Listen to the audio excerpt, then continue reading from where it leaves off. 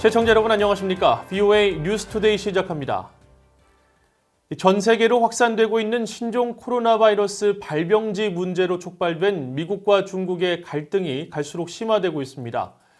미국 고위 관리들은 중국 당국의 허위 정보 유포를 비난하고 있고 중국은 이를 반박하고 있는 양상인데 이런 가운데 G20 정상들은 화상회의를 열어 위기 대응을 위한 공동 성명을 발표했습니다. 첫 소식 김영권 기자가 보도합니다.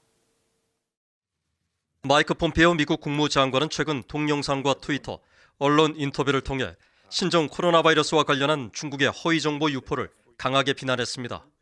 This information is coming from random actors around the world, but often too coming from places like the Chinese Communist Party, from Russia, from Iran. Those are nations that want to undermine what we're doing here, our democracy, our freedom. 백악관 국가안전보장회의도 트위터를 통해 중국 공산당이 중국 바이러스에 대한 초기 보도를 통제하고 의사와 언론인들을 처벌해 전염병 예방 기회를 놓치게 했다고 비판했습니다. 미국 국무부와 중국 외교부 대변인들의 설전은 더 노골적입니다. 중국의 화춘잉 대변인은 중국이 코로나 바이러스를 고병원성으로 보고 대처했다고 주장하자 미국의 모건 오테이거스 대변인은 중국은 고위험 병원체라고 경고한 WHO의 보고서를 공개하지 못하게 했고 유전자 정보를 공개한 중국 내 실험실을 폐쇄했다고 비판했습니다.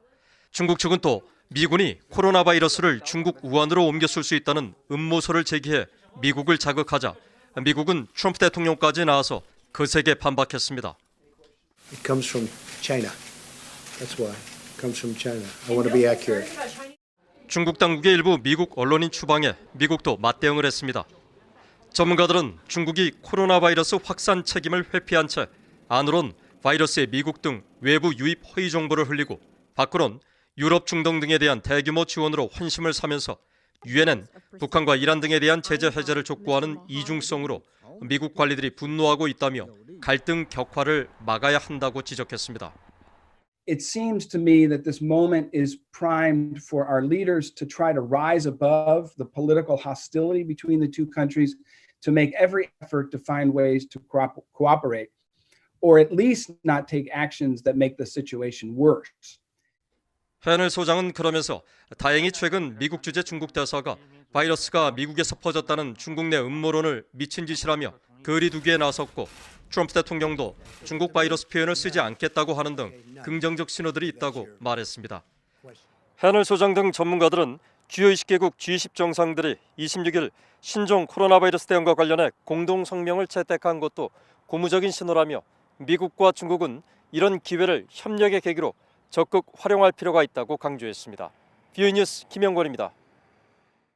마이크 폼페이오 미국 국무장관은 신종 코로나 바이러스와 관련해 북한의 인도적 지원이 들어갈 수 있도록 최선을 다하고 있다면서 북한이 코로나 바이러스 확산에 대응하는 데 도울 용의가 있다는 뜻을 재확인했습니다. 폼페이오 국무장관은 26일 미국 전역 75개 라디오 방송국에 방영되는 휴 휴이트 쇼에 출연해 코로나 바이러스와 관련한 베네수엘라 상황에 대한 질문을 받고 북한이 베네수엘라와 비슷한 처지에 놓여 있을 것이라면서 이같이 밝혔습니다. 폼페이오 장관은 또 북한과 이란, 베네수엘라와 같은 나라에 인도적 지원을 하겠다고 제안을 해도 그 나라들이 종종 거절을 한다면서 이런 움직임은 그 나라들의 정권 지도부가 주민들에 대해 신경 쓰지 않는 것을 보여주는 것이라고 지적했습니다. 이어 미국은 북한과 이란, 베네수엘라 주민들이 코로나 바이러스로 인한 어려운 상황을 헤쳐나갈 수 있도록 돕기 위해 더 잘할 수 있을 것으로 희망한다고 말했습니다.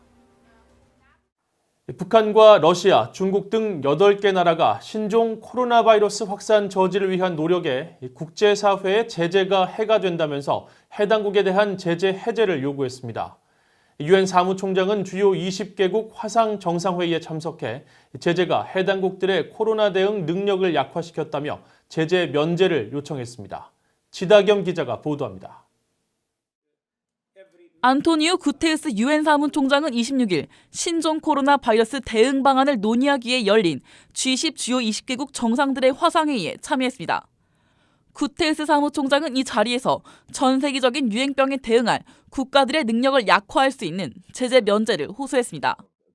스테판 두자릭 유엔 대변인은 정례 브리핑에서 신종 코로나 바이러스는 전염병이며 국제 공조가 문제 해결에 필수적이라면서 제재 면제를 통해 다양한 형태로 제재를 받고 있는 국가들의 보건 체계를 지원할 수 있다고 강조했습니다.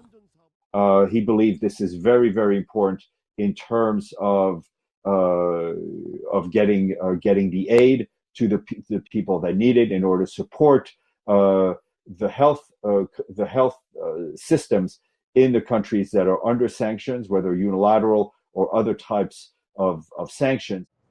이에 앞서 북한과 중국, 러시아, 이란, 시리아 등 8개 국가들은 제재가 신종 코로나 바이러스 확산을 막으려는 해당국들의 노력을 저해야 한다고 주장하며 제재 해제를 요구하는 공동서한을 유엔 사무총장에 발송했습니다. 이들 국가들은 서한을 통해 제재는 파괴적인 영향을 미친다면서 민생과 공중보건 등 인권과 식량 상황에 직접적인 부정적 영향을 미쳐왔다고 주장하면서 신종 코로나 바이러스가 이런 부정적인 영향을 더 크게 증대시켜 국민 복지를 악화시켰다고 밝혔습니다. 그러면서 즉각적 제재 해제를 요청할 것을 유엔 사무총장에게 정중하게 요구한다고 적시했습니다. 유엔 주재 러시아 대표부가 공개한 공동서한은 25일 작성됐으며 북한, 이란, 시리아, 쿠바, 니카가라, 베네수엘라, 러시아, 중국 등 8개 국가가 참여했습니다. 모두 미국 등 서방 세계와 적대적 관계에 있는 나라들입니다. 유엔 사무총장실은 8개국의 이 같은 요구서한에 대한 VA 논평 요청에 구테르스 사무총장의 G20 특별화상 정상회의 발언을 참조해달라고 답했습니다. VA 뉴스 지다겸입니다. 미국 재무부 금융범죄 단속반은 26일 북한과의 모든 금융거래가 금지돼 있다는 내용이 포함된 금융거래 주의보를 발령했습니다. 금융범죄 단속반은 자금 세탁 방지와 테러 자금 조달 척결에 결함이 있는 국가들과 관련한 지난 2월 자금 세탁 방지 국제기구 결정에 따른 후속 조치라고 설명했습니다. 특히 북한의 경우 최고 수준의 제재인 대응 조치가 필요한 고위험 국가에 포함됐다면서 유엔이 경제 금융 제재와 관련한 다수의 대북 결의들을 채택했고 유엔 회원국들은 이런 안보리 결의 조항들을 지켜야 한다고 지적했습니다.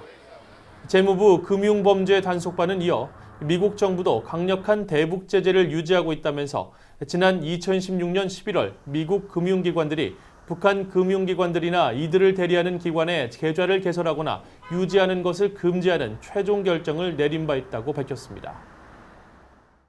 신종 코로나 바이러스 감염증이 전 세계적으로 확산되고 있는 가운데 이를 전담 통제하는 세계보건기구 WHO를 대상으로 한 해킹 공격이 북한 추정 해킹 조직에 의해 발생한 것으로 알려졌습니다. 로이터 통신은 25일 보안 전문가를 인용해 최근 WHO를 겨냥한 해킹 공격 시도가 코로나 사태 발생 이후 2배 이상 급증했다며 북한이나 한국의 해킹 조직으로 추정되는 다크 호텔이 이번 사이버 공격과 깊은 연관이 있는 것으로 보인다고 보도했습니다. 다크 호텔은 공격에 사용된 악성 프로그램 코드에서 한글이 발견돼 북한이나 한국이 배후일 것으로 추정돼 왔으며 주로 한국과 일본, 중국, 미국의 주요 정부 요원과 기업인들을 노리고 정찰 및 정보 수집 행위를 해온 것으로 알려졌습니다. 이들 해킹 조직은 가짜 사이트를 WHO의 것으로 보이도록 교묘히 만들어 WHO 직원과 요원들의 비밀번호 등을 훔치기 위한 목적으로 해킹 공격을 벌여왔다고 로이터 통신은 지적했습니다. 이상으로 VOA 뉴스투데이를 마칩니다. 시청해주신 여러분 고맙습니다.